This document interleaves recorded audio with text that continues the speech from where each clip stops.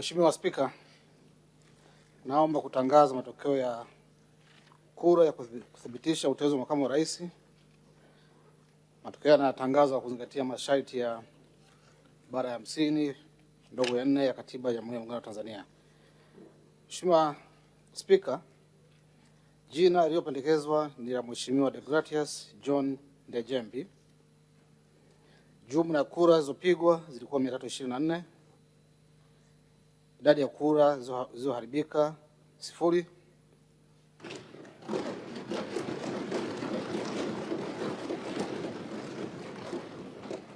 Kura hapana 0.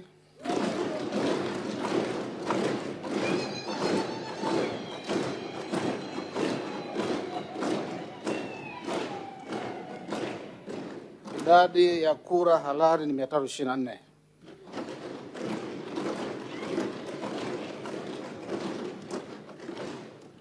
Hivyo napenda kutoa taarifa kuwa uteuzi wa makamu wa rais wa Jamhuri ya Muungano wa Tanzania umethibitishwa na Bunge kwa kura 324 sawa na 100%.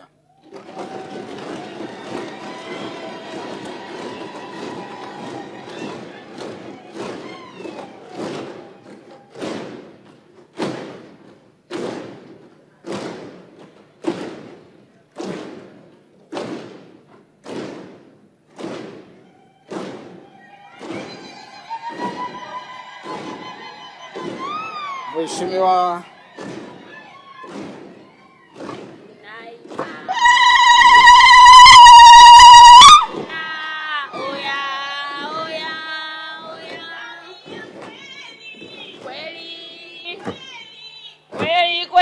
kweli Samia,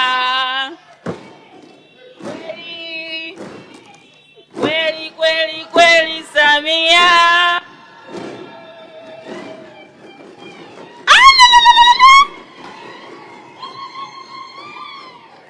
Mheshimiwa Spika, matokeo haya yamezidi 50% ya wabunge wote kama inavyoelekezwa katika ibara ya 50 ibara ndogo ya 4 ya Katiba ya Jamhuri ya Muungano wa Tanzania. Mheshimiwa Spika, naomba kuwasilisha.